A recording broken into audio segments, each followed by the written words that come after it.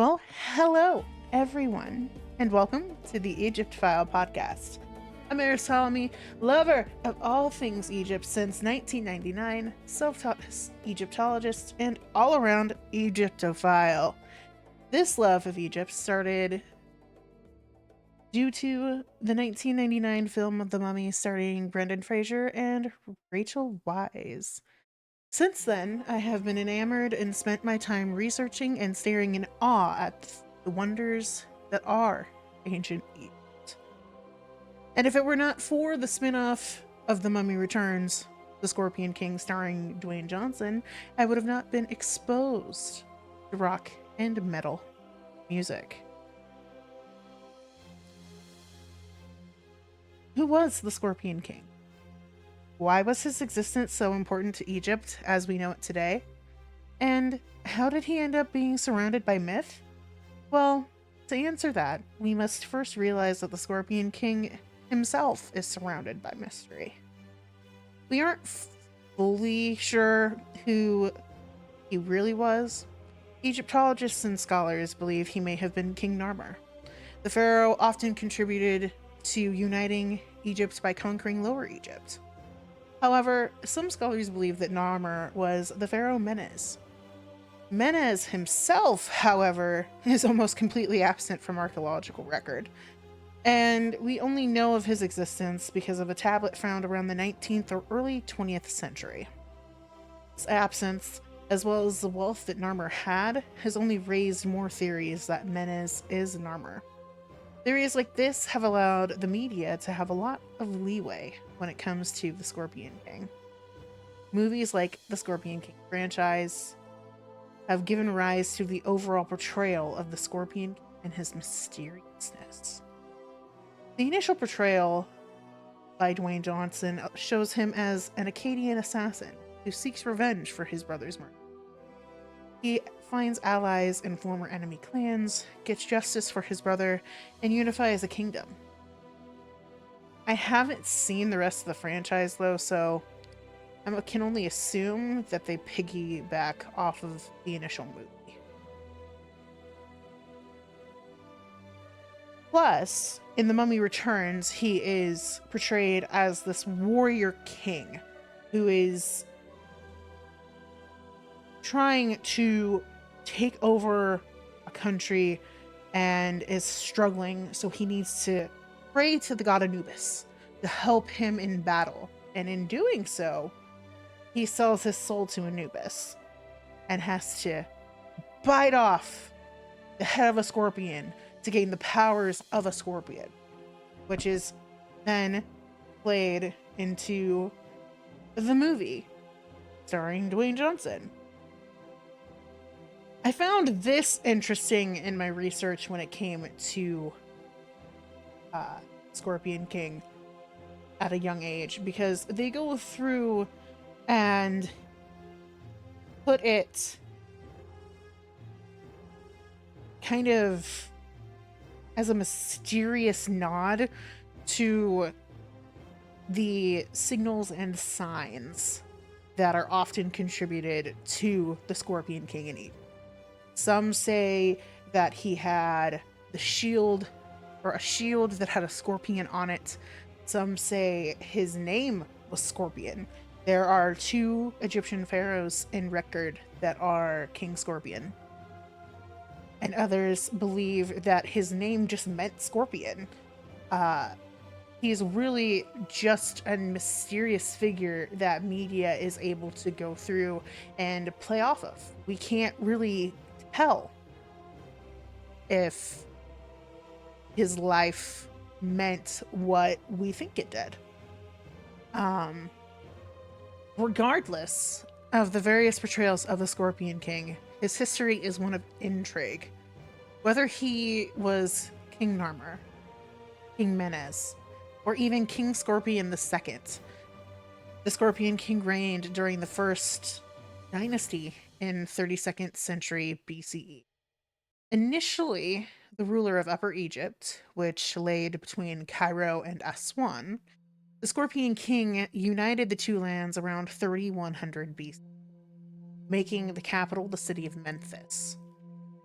He increased the presence of Egyptians in Canaan, which declined after his reign ended, and overall brought peace and prosperity into an empire that was constantly at war within itself.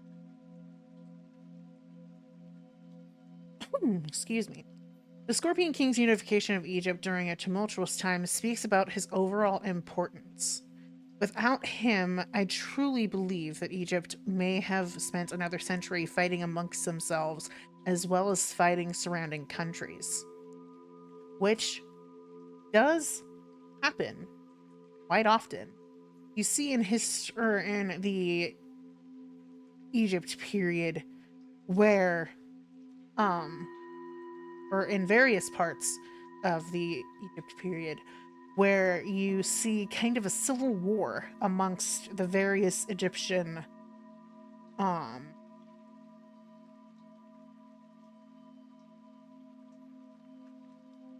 hierarchy. So whether that be a civil war amongst the peasants fighting the monarchy or the monarchy fighting within itself, it happened so often in the early days of what we would know as early Egypt. And then you fast forward to around the time of the Scorpion King, and that slowly dives in within itself. And it slowly gets united within one another. And you see that unification happen, which in that time was incredibly complicated because there was such a need for control. While we don't know much about the early days of ancient Egypt, there's a lot of separation. So you can tell that either there's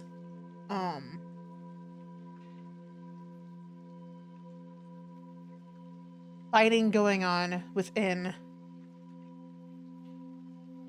whichever clan, because there was mostly clans within Egypt. So you had, of course, whoever ruled Upper Egypt, and you had whoever ruled Lower Egypt. And then there was also Middle Egypt, which was a short reign or a short time period of Middle Egypt being separated from Upper or Lower, which was interesting. That it was so short that it's not even mentioned, really. Because people usually just tie it in with Lower Egypt.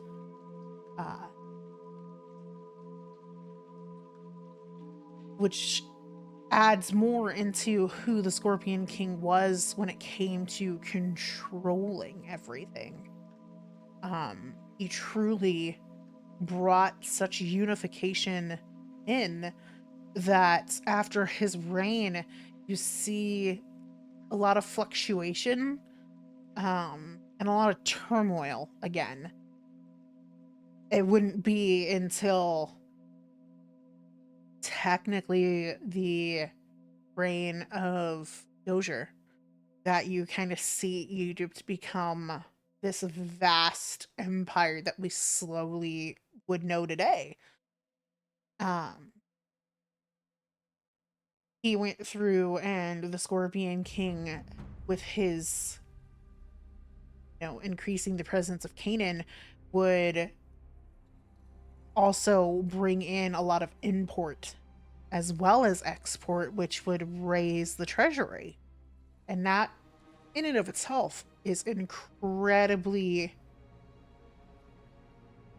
intriguing because that didn't happen all that often within that time frame.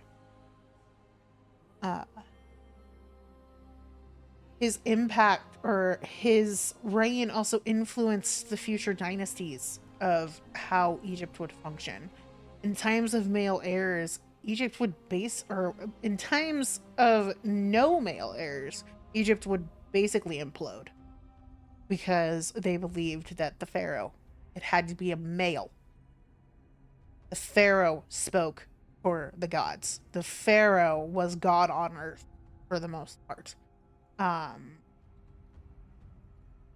They have a bunch of different ceremonies that amplify him as the god, while the priests, of course, were the voice of God. So the voices of the gods. The pharaoh was the head. He was the person. He was God. God. Their God. Um, and it didn't really extend to the females. So if there were daughters that the pharaoh had that could technically have reigned, that wasn't allowed. It was frowned upon. While females did technically have equality when it came to the lower classes. So in ancient Egypt, women were able to go through and get divorces. They were able to go through and run the head of their own households. They were able to kind of decide whether they wanted to marry a certain person or not.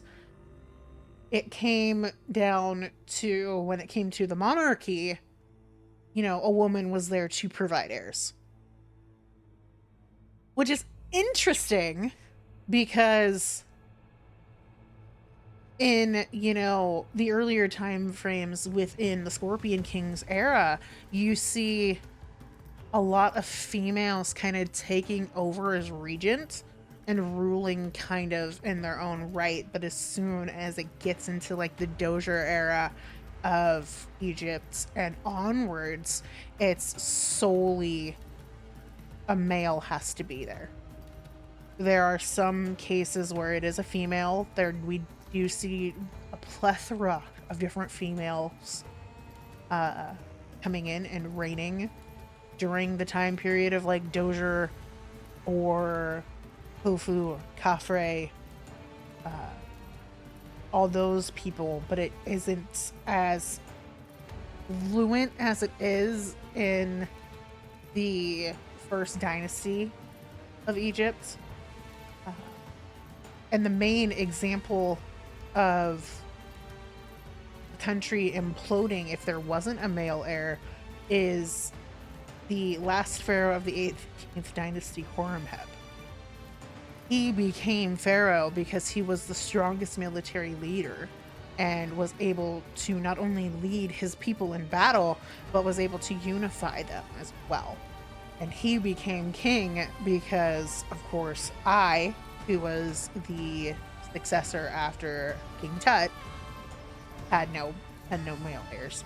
And then Tut had no male heirs because he died at such a young age at 19. So without Horemheb's leadership, it really would have become a more tumultuous time frame, which again speaks into the influence that the Scorpion King had over how future dynasties would function, because he went through and his unification of Upper and Lower Egypt lasted since that.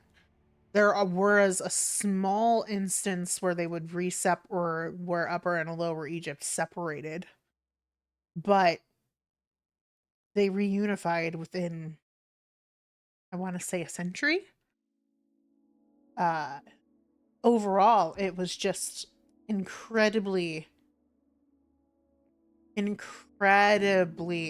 important to have someone like the Scorpion King come in and kind of show Egypt how to grow to become prosperous. Without the Scorpion King, we probably would not have had Egypt grow into the prosperous empire we know it today. And it's one of those things to where we do know so little about him, but yet we know so much, which says a lot about the archaeology or the archaeological standpoint of Egypt, because here we are 2 centuries after the initial Egypt. Like, Egypt is the place to go for archaeology to discover, to be inspired by this great civilization, and we still know so little about the various different aspects of not only early Egypt, but the Egyptian periods after the Scorpion King. He is so surrounded by this mysterious aspect because, again, we don't know who he truly was aside from a great warrior who unified his country. It makes it incredibly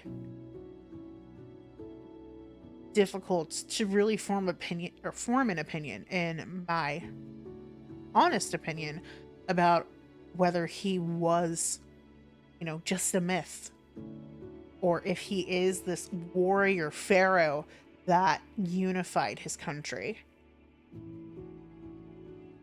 With the amount of time that I've spent researching ancient Egypt, I always go back to the Scorpion King to try to figure out who he truly was. And every year when I go through and research him, it's the same information. He's so clouded with mystery. He's so clouded by whichever facts you can go through and spew into the world, that at the end of the day, he is a myth. He existed, yes, but his existence is mysterious. Because again, he could be Menes, he could be Narmer, he could be King Scorpion the First or King Scorpion the Second. He could be anybody within the dynasty that he reigned in. There's a certainty that he was Narmer. We theorize that that's more than likely correct.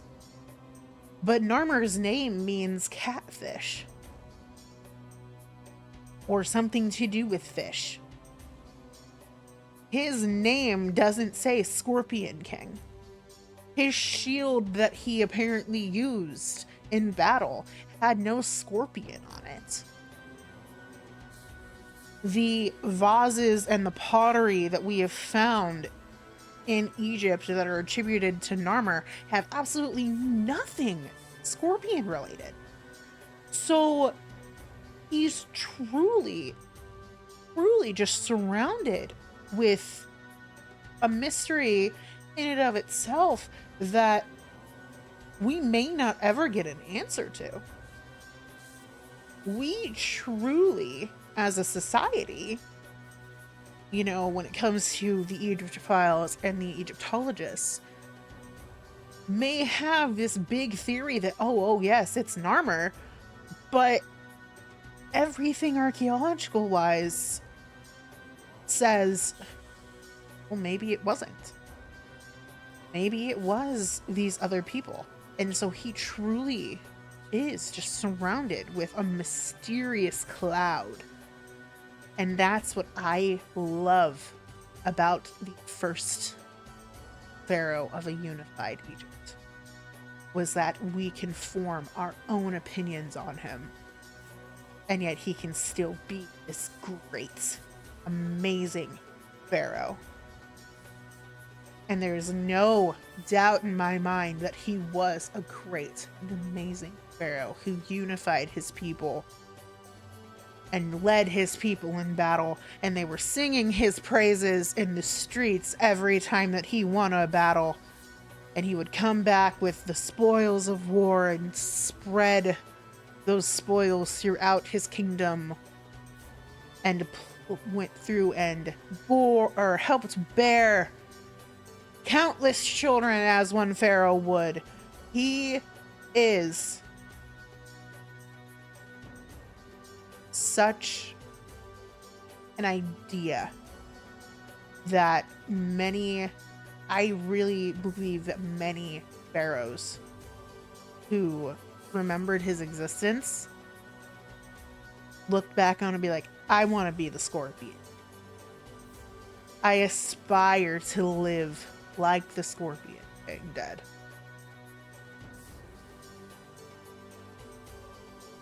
However, again,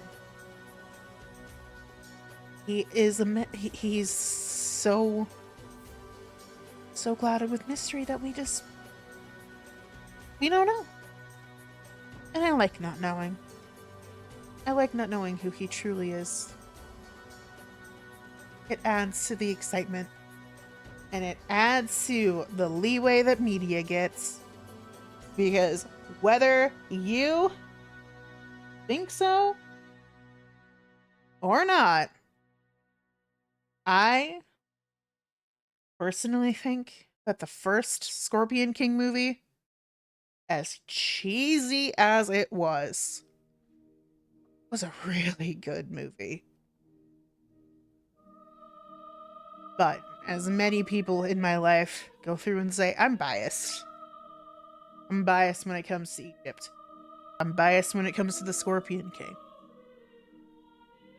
Both the person and the movie. What does everybody else think about the Scorpion King? Is his story so surrounded by mystery that it's hard to form an opinion?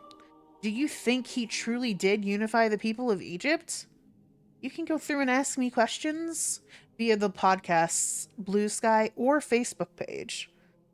All questions and comments, of course, will be read before the start of next week's episode. And, of course, don't forget to follow those pages too. It does help. And also make sure to follow the Twitch channel where I will go live with the podcast every Monday around 10 a.m. Central Standard Time. Or go subscribe to the YouTube channel where I will put the podcast VOD. Join me next week as I will be delving more into the Mummy franchise's characters by discussing the one and only Imhotep,